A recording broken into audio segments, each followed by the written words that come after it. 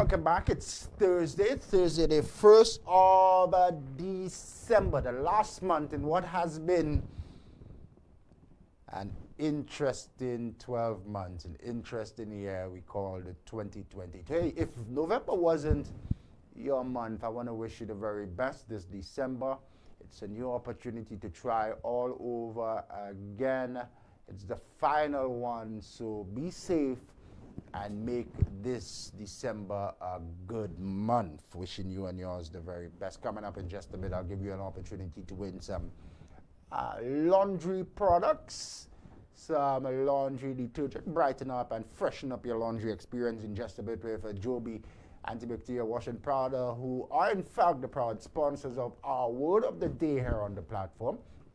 Our word that we present to you every day as we try to increase literacy here amongst our citizens and you, the viewers. So the word of the day comes on next, sponsored by Joby antibacterial washing powder, distributed by Fruitsy Food Limited. Joby antibacterial washing powder, my family, my love, my Joby. In just a bit, I'll bring on the newly installed political leader of the main opposition United Workers Party over in the Commonwealth of Dominica. But let's now bring on the word of the day, sponsored by Joby. Today's word, interesting one again, Don. Sandbag. Sandbag, it's a word. Verb today. When used figuratively, sandbag usually means to hit or stun as if with a sandbag, to criticize or treat unfairly, or to hide one's true abilities or purpose in order to deceive people, gain an advantage, etc. Interesting one, Don. A verb today, Thursday, sandbag. Use it now quickly in a sentence. She felt sandbagged by some of the feedback in the writing workshop, but resolved to take what was useful and ignore the rest. She felt sandbagged by some of the feedback in the writing workshop, but resolved to take what was useful and ignored the rest. Our word of the day, sponsored by Joby antibacterial washing powder, distributed by Fruitsy Food Limited. Later on this morning, we give you an opportunity to win a fantastic prize as part of our Christmas promotion. But next, we go beyond the headlines over in the Commonwealth of Dominica. The word of the day, sponsored by Joby. My family, my love, my Joby. Get your clothes sparkling clean with whiter whites and brighter colors. Use Joby antibacterial washing powder. Ultra concentrated formula gives more washes with brightening factors added to keep your clothes looking new. And with the added organic fabric softener, your clothes will be soft and fluffy. Joby antibacterial washing powder is also effective in stain removal for cleaner, brighter, softer clothes with the sweet scent of early spring morning. Use Joby antibacterial washing powder. My family, my love, my Joby. Available at supermarkets island-wide. For orders, call 455-3076.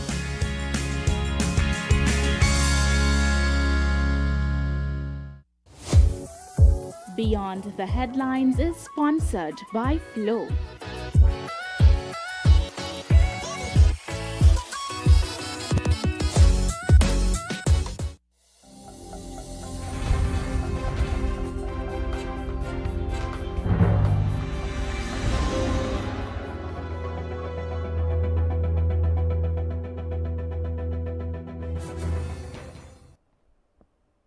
Let's continue now beyond the headlines, brought to you with the kind compliments of St. Lucia's #1 telecommunications provider, Flow. A short while ago, we were over in Martinique with noted Dominican entrepreneur and hotelier. This hour, we go over to the Commonwealth of Dominica. I'm anticipating this perhaps in Roseau, but he'll tell us in just a bit where he is. The newly minted political leader of the United Workers Party over in the Commonwealth of Dominica, Dr. Thomson Fontaine. Bonjour, welcome to the program and thanks for agreeing to be with us. Good day as well to all of your listeners. It's my pleasure to join you this morning out of Roseau, Dominica. Excellent. I guess correct. He is in the heart of the Commonwealth, the heart of the Nature Isle, Dominica, where a lot has been happening over the past few weeks. Let's begin by extending congratulations to you, Dr. Fontaine. Post your party's conference of delegates last weekend, you emerged as the new political leader. So from us to you, congratulations.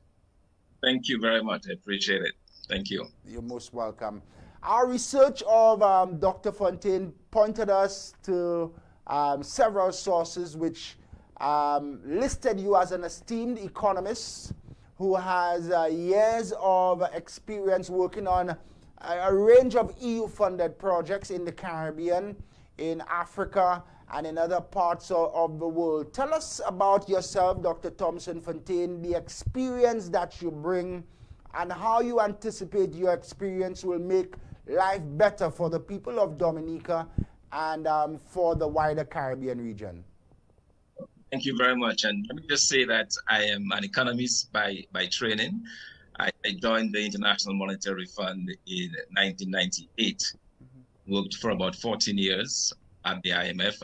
During that time, I was engaged in several interesting projects, including in Afghanistan, where after the war in 2002, after the Americans left in 2002, I was one of 3 economists that was sent into that country, restore the central banking system there, to introduce the new currency in that country. It was a very interesting assignment. I worked in countries as diverse as Vietnam, as South Africa, and several African countries. I worked on the southern part on French-speaking Africa, Niger and Benin. So a vast experience in that area, basically allowing or working with countries. During that time, I was fortunate as well to work within the Caribbean region. I worked with the central bankers here in the Caribbean, training our central bankers from Bahamas all the way down to Guyana. Also did the same in the Arab world. United Arab Emirates, trained all of the bankers from Kuwait, from all the Arab-speaking countries in banking, in central banking issues. So I have that experience. During that time or after leaving the IMF, I worked briefly as a lecturer at the University of Maryland, teaching graduate students. In Dominica, I have worked as a school teacher, high school teacher, also at our college, and then worked at the statistical office, where I was the chief of the deputy chief there in the statistical office of our Ministry of Finance. After having left the fund as well, I worked on a very important project in St. Kitts, an EU-funded project to devise a debt strategy for that country. St. Kitts at the time was one of the highest indebted countries in the world. And I was charged with putting together a debt policy to basically get them out of the state of debt. And I must say that has been a raging success. The country is on a very solid foot and one of the more advanced countries in the Caribbean. Once I left the fund, I came into Dominica politics, did a short stint, contested the elections of 2014 with the opposition party, which I now head. At the time, the night of the election, I was declared a winner. The following, I lost by 2 votes. It's just in nature, and we'll talk a lot about that, I'm sure, as we go along. I served as a senator in the House of Assembly for about 3 years. And then I left in 2017 for a very important assignment in South Sudan, where I serve in a very senior position within an organization called the Joint Monitoring and Evaluation Commission, which is responsible for overseeing the task of a unity government that is in place in that country. I'm the head of strategy in that outfit, and just working to bring peace and to a very troubled world. And that has been my engagement for the past 6 years. Excellent. Thanks for that. In just a bit, I'll question you because I'm interested in leaning a bit on your experience as an economist to find out how you think we can help solve some of our economic challenges, not just in Dominica, but across the Caribbean. But your 2014 experience, when you were declared a winner on the evening and again in the morning, you were defeated, brings us here in St. Lucia back to a very familiar political history of ours where there's a famous quote, "It will be all right in the morning." One politician, having lost in the evening, was told by an insider, "It will be all right in the morning." So we'll talk about that in just a bit. But with a decorated resume like yours and an experience that you have, one would question, why delve back into politics? Well, for me, it's a very simple matter. It's about using the skills that I have gained, using a God-given talent back to my country. When I view my life, the fact that I came from a very small village in Dominica, I'm the son of banana farmers, and having worked my way through and given the opportunities that I have been given on the world stage, I thought there would be no better way to repay the one who gives those gifts, which is God, to come back to my country and use those skills to develop our country. And I must say, there is a great need at this time for my type of skill set, which would really focus on re-energizing the economy, providing opportunities in particular for young people here in Dominica. Yeah. Let's tap into your skill set for a bit now. Your country, like ours and many in the Caribbean, suffer from high unemployment, and the economic space is closing and getting a lot tighter. Governments finding it exceedingly difficult to grow their economies and to attract sustainable investment. Based on your experience, and you have been observing where we are now as a region, what are some of the areas, the new areas of opportunity that our countries can begin to look to? And what should be the strategy now to grow the economy outside of the traditional means? One of the problems that the Caribbean region has experienced, and it's something that I've been looking at very closely, because for the past 2 years, I've been instructing the diplomats who come out, U.S. diplomats who come out to the Caribbean. I've been on the Caribbean economies. I've had to research and do a lot of work to understand what's going on. One of our main issues there is that we depend very heavily on one industry or one sector. So in some countries like Barbados, for example, it is that huge dependence on tourism, as it is in Antigua. Our countries that have failed to be able to diversify their economies. Dominica, and for a large part, we are solely reliant on CDI. And what happens is that when you have a dominant industry, it becomes very easy for the countries to focus and put everything, all the focus on this one industry. But we saw what happened with COVID.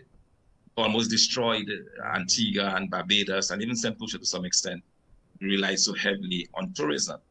The opportunities for us in the Caribbean, we have to look beyond, and the knowledge industry is probably where we need to go.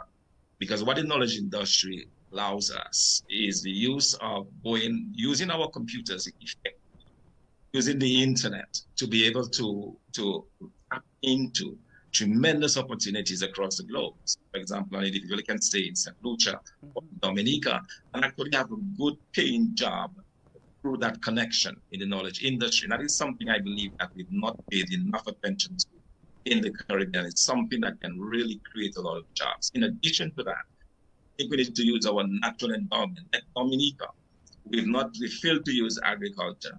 We are blessed with incredibly, you put a stick in the ground in Dominica, it should stay. That is how fertile our ground is. So finding a way to use those in a way that can add value to agriculture. So having a very good agro manufacturing base. Dominica, we are blessed as well with water. We can use the water that we have. We can go into the export of electricity to our neighbors, Guadeloupe and Martinique. So there are lots of opportunities that we've just not tapped into. And I think now is the time for us to start to focus on those and take those opportunities. Yeah, let me just ask you quickly on the first one and guide me. You mentioned the human sector, is it? Yeah, the knowledge sector. Knowledge sector, thanks for that. Knowledge information sector. The knowledge information sector. And thanks for that correction. Here in the Caribbean region, one of the setbacks to perhaps greater investment in that is a limited connectivity and the high costs for the internet service, which you point to, which would be so integral and essential in moving in that direction. We must first begin there and try to make the service more available at better rates for our consumers, you think? No, that's where the government comes in.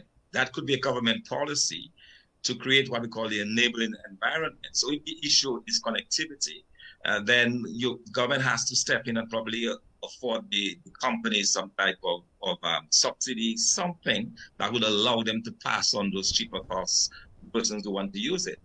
And that's the kind of thinking that I want to see that our governments begin to bring to bear, because, you know, if we're allowing this thing to pass us by, I mean, that is how, quite frankly, India was able to come out of the poverty by using this knowledge industry. And we are blessed in the Caribbean. We speak English, which is the most highly demanded language and the language that is used in all of that. So the fact that not only do we speak it very well, you know, so there is certainly a point to be made for the government to intervene strategically with targeted subsidies that can help to address that issue that you raise. Yeah. Well, and lastly for me on this, and then we'll move on to other domestic affairs, what do you think is holding back our regional governments from seeing those opportunities and tapping into it? They seem to be stuck and hell-bent on the traditional tourism sector and the traditional sectors.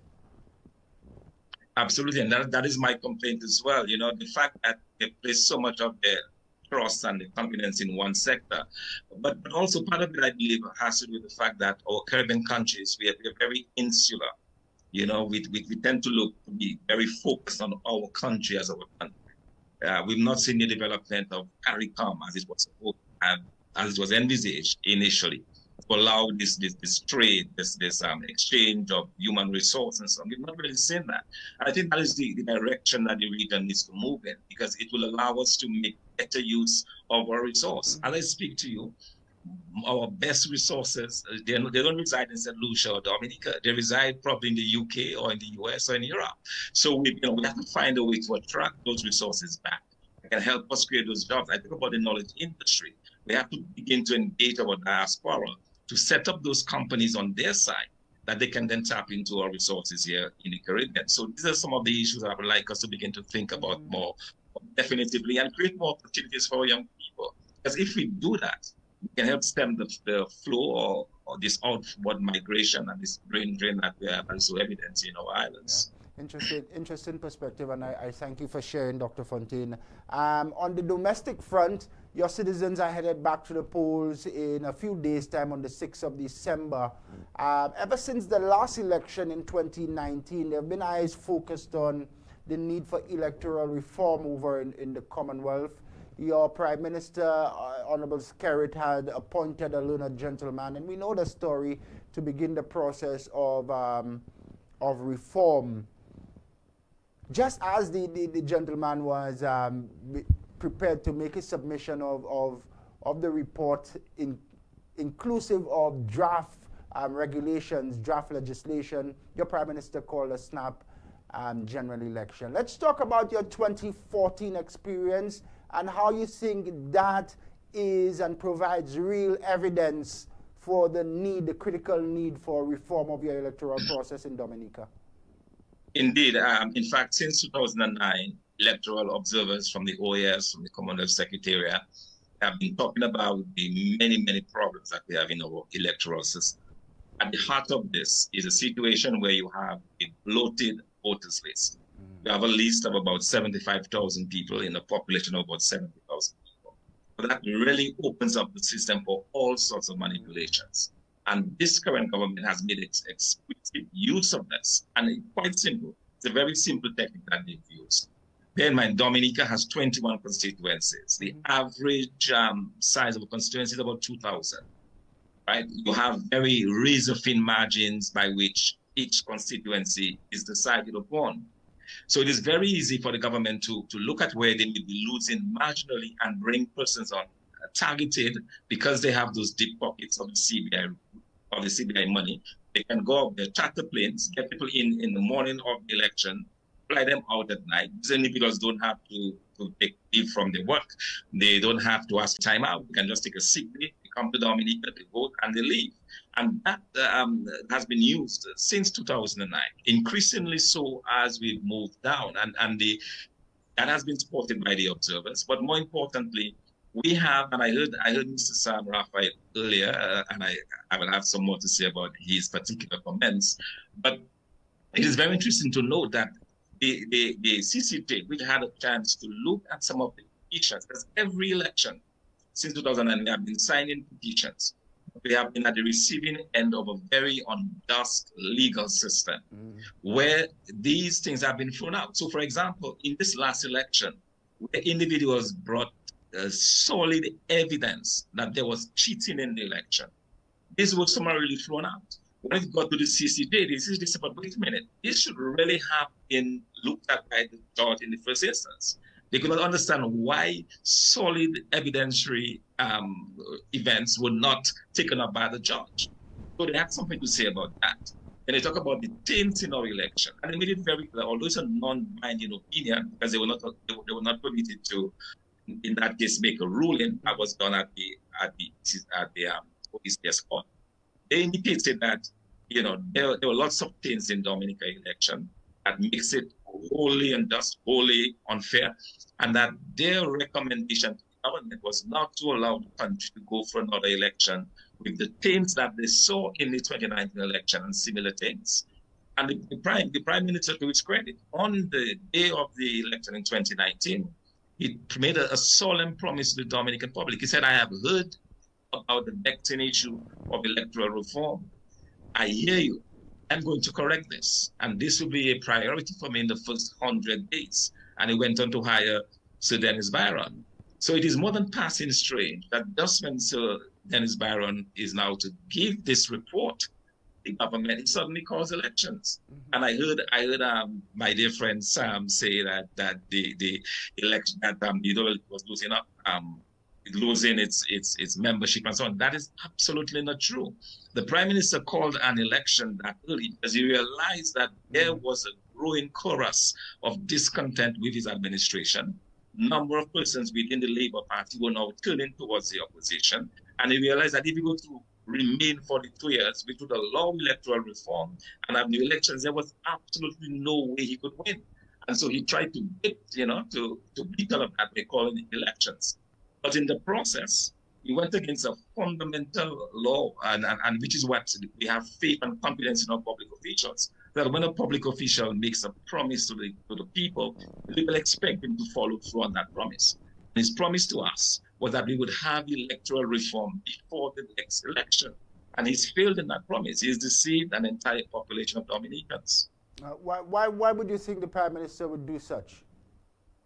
I believe he is just looking for his own self-preservation.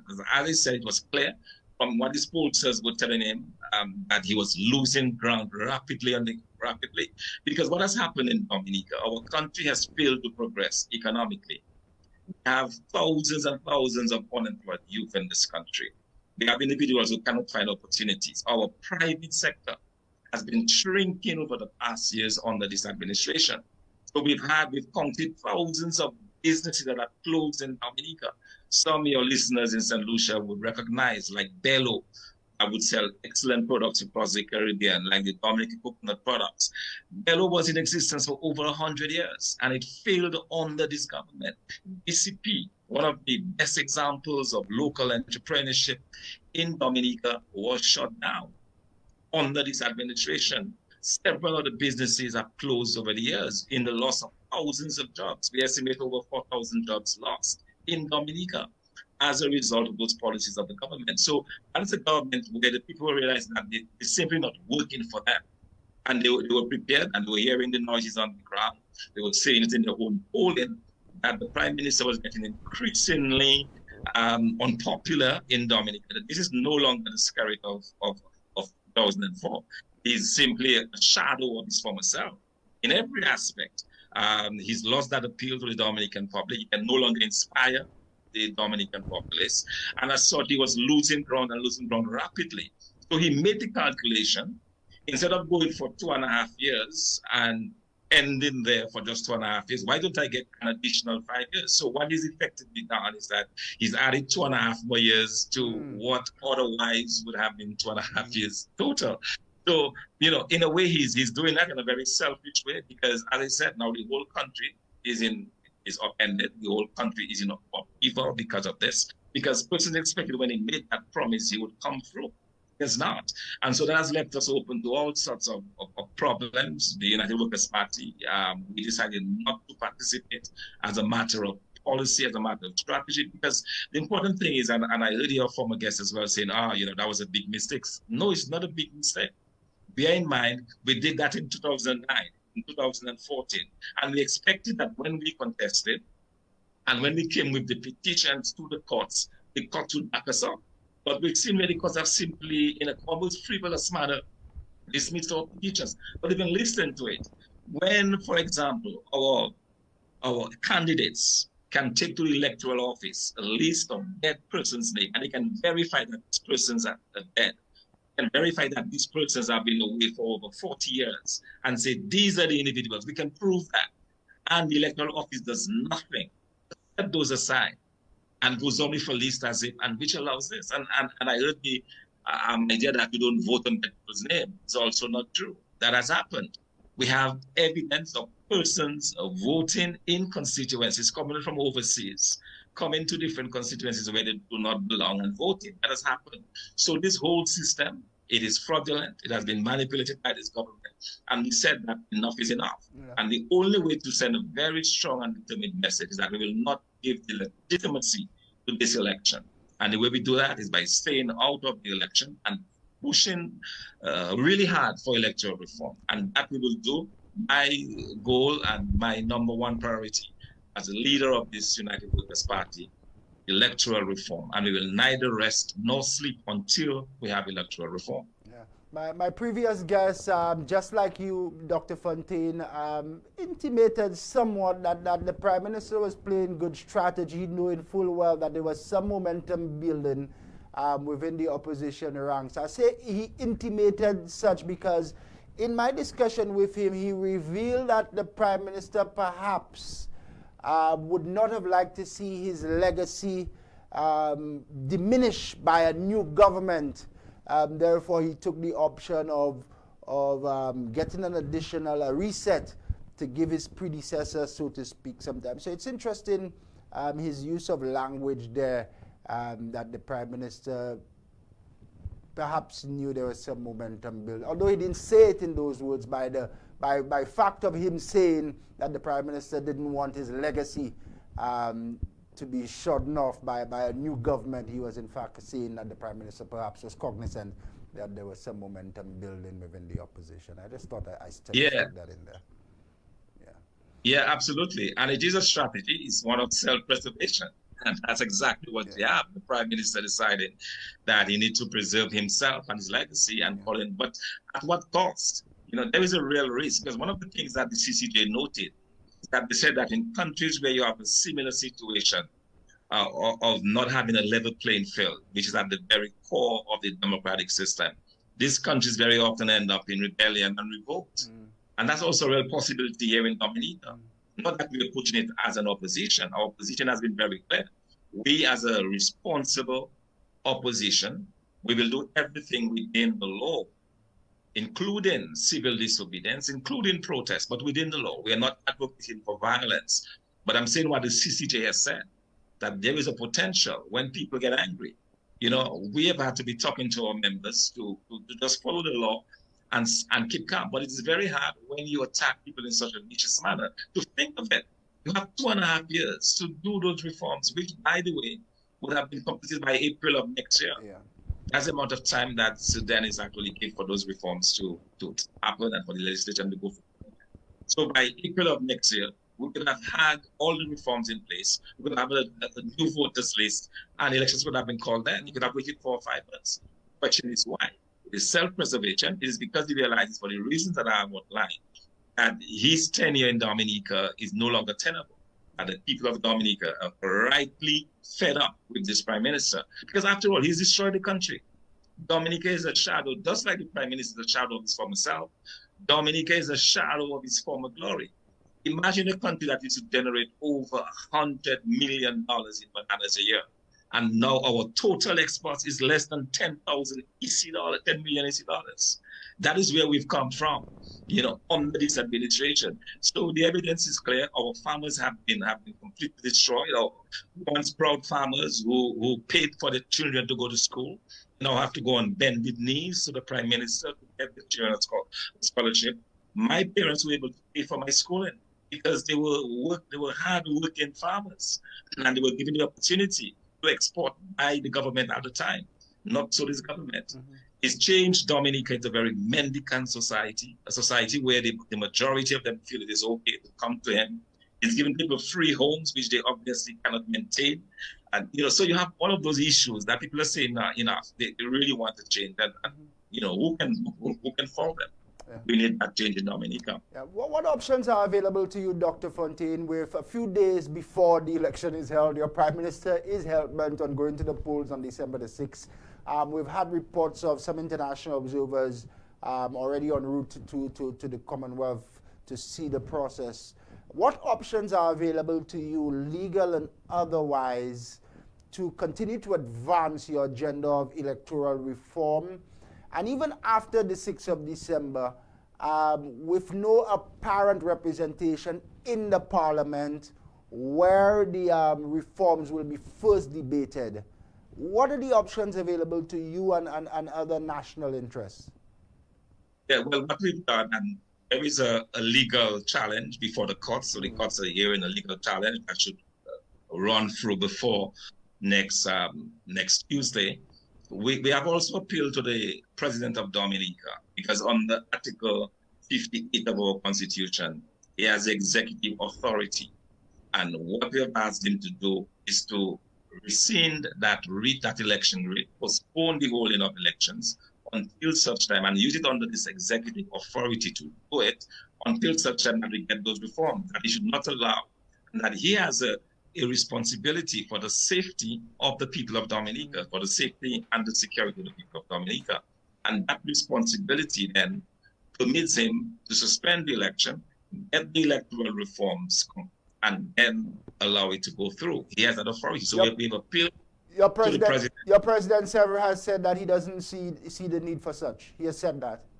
Yes, he's said that, but we believe he's wrong, and we continue to appeal to his good senses. We continue to appeal because we believe that anything could happen between now and Tuesday, and we certainly do not want to see Dominica go down the route of violence or to see our beautiful the peace and tranquility of our country disturbed.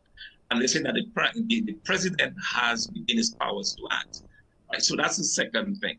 The third thing that we are doing is to continue to advocate. And he talked about the fact that we will not be in Parliament, in the new Parliament, when that happens. That is okay. We'll continue to agitate from the outside, because we believe that ultimately the power is in the hands of the people. And the people of Dominica will ultimately decide the final outcome of that particular debate. Yeah, excellent. A few things have already been happening on the ground in Dominica. Perhaps some St. Lucians don't know. I'll pinpoint the Sally Bay constituency. You're quite familiar with Sally Bay. The ruling party was earmarked to launch its candidate there Tuesday night, was it? Yes, Tuesday. That's in Salisbury, yeah. Salisbury, not Sally Bay, I'm sorry. That launch did not take place. The Prime Minister and the ruling government said it didn't happen because your party supporters were prepared to fight. And that's not true at all. In fact, we've reached a very strong condemnation of this particular press release, which wants to give the impression that somehow our party, the United Workers' Party, is against people campaigning. That is not true. We've always encouraged our followers to be peaceful, be law-abiding, and to ensure that they don't disturb any political campaign or rally. What happened in the case of Salisbury, and your listeners may recall, on the eve of the 2019 election, the night before, Prime Minister Roosevelt Skerrit invited RSS troops, including from your country, by the way, into Dominica, opened fire on people while they were sleeping. A few people were outside, but the majority of people in that same village were sleeping peacefully. They tear gassed these individuals. 2 individuals were shot by RSS troops coming in from the Caribbean. 2 of our citizens got shot. Thankfully, they were not killed. 2 persons got shot in that constituency. The government of Dominica has never apologized to the people of Salisbury. But they were saying, if you're going to hold a convention in our village, you need to do that. You need to apologize to the people for those actions of 2019. And if you do not do it, then sorry, but you're not welcome. Yeah. And that is the message that was sent to the government. Yeah. I could turn it around and say, well, we were instigating now. It's a very simple thing that the people of Wesley has said. And by the way, the Wesley, Salisbury. By the way, this particular community has been one of the more successful agriculture communities in Dominica. almost like the breadbasket of Dominica. And this government has actually taken these people into submission. You know, they've destroyed the livelihoods. They failed to rehabilitate feeder roads. They failed to provide markets for the very simple reason that this community has not supported the government since the formation of the United Workers' Party. They've always voted for the United Workers' Party, and they paid a tremendous price for it. A price of suffering, a price of hardship. So they say, no, you cannot come into our community given that history until and unless you apologize. Thanks for clarifying that, Dr. Fontaine. So it's not motivated by the United Workers' Party. You're saying it's the natural response by Absolutely. a community who have been left strangled and without resources by a government.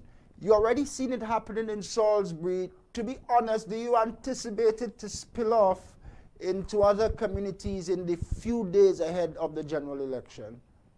Well, again, as a responsible opposition, we are not encouraging persons. The only thing that we've asked persons to do is to use their civil disobedience and to not vote on that day, because we should not legitimize that particular vote. As far as we are concerned, this election does not exist. And that's the reason why our stance is to demand electoral reform, and in addition to demand that as soon as those reforms happen, if it happens in a year or 2 years' time, that we go into new elections. And that is what we'll be pushing for.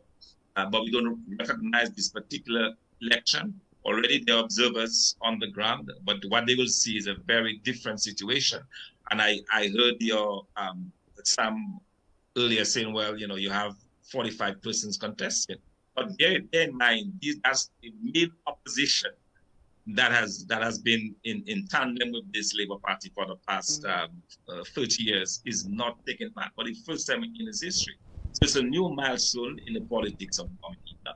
Nothing this government can do can legitimize an illegitimate election, which is what we'll be having on December 6th. A few more from me, Dr. Fontaine, before I let you go. What's the relationship like now between yourself, Deputy Marsley and President Lennox Linton, and how important is a strong relationship heading forward in restoring the United Workers' Party?